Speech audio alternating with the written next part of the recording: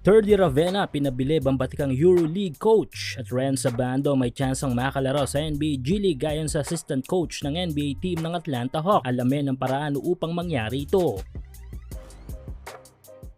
Ang basketball ay walang limitasyon, ganun din ang journey ng bawat manlalaro. Depende nga lang yan kung mag-explore ang isang player upang mas lumawak pa ang development nito at hindi lang makahon ang kanyang talento as a player. At ganito nga ang ginawa ng ating rising Pinoy player na si Terdy Ravenna. Hindi nga nasayang ang grind ni Terdy sa Amerika matapos ang kanyang mahabang season sa bilig ng Japan. Kung isipin kasi sa laki ng kinita ni Terdy sa liga ng mga Hapon, ay dapat sana'y nakabakasyon nito matapos mag-part ways sa kanyang naging kupunan sa bilig ng Japan na San Ennio Phoenix. Pero ito nga at nagbunga na ang hard work ng Westbrook ng Pinas dahil finally mula sa post ni Sir Homer ukol sa next move ni Terdy ay ito't inanunsyo na nga mismo ng kupunan na nabanggit sa post ng BC Dubai. Ayon nga sa post ng mga ito ay nagagalak ang mga ito na lalaro sa kanilang team si Terdy. Sa kontratang inilatag ng Dubai Ball Club ay 1 taon kung sana'y may option nito na mag-extend kung sakaling magandang ipapakita ni Terdy sa kanila. Pero ang masarap nga mabasa sa post na ito ng Dubai Ball Club sa social media ay ang mismong statement na magiging head coach ng mga ito. Ito nga yung veteranong coach at alamat na sa EuroLeague na Coach Eureka Golomach. Winelcome nga at minention nga ni Coach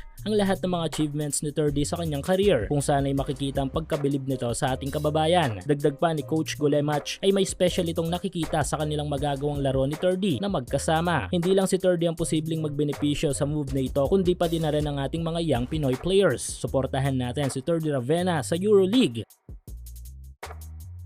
Samantala, hindi na talaga may tatago ang husay ng mga Pinoy players natin kung sana'y mismong mga malalaking pangalan sa mundo ng basketball ay ang mismong nakakapansin. Tulad na lamang ng taglay na husay ng ating kababayan na si Renz Abando. Alam naman nating lahat kung anong husay meron si Renz sa game. Pero nakakagulat nga ang isipin na even ang mga personality sa NBA mismo ay nanonotice ito. Ayon sa ilang reports sa naging interview ng ating Pinoy coach na nabigyan ng invitation sa Summer League para sa kupunan ng Atlanta Hawks ay may bagay na magbi-build up pa sa confidence ni kabayan na patunay na may kay itong lumaro sa bakuran ng NBA. Part pa rin ng interview ang naging statement ng mismong assistant coach ng Atlanta Hawks na si Coach Mike Bray. Ayon kay Coach Mike ay na-impress nga daw ito kay Abando at may bagay na in-advise ito sa former highest paid import sa Korea. Kung kaya daw mag-convert ni Renz sa pagiging point guard ay malaki ang tsansang pupwede itong makalaro sa NBA G League. Sa ngayon ay wala pang balita kung saan lalaro si Abando pero kung sakaling tanggapin ng Strong Group Athletics ang invite ng Plus League ng Taiwan na maging guest team sila ay malamang donor nito tutungo.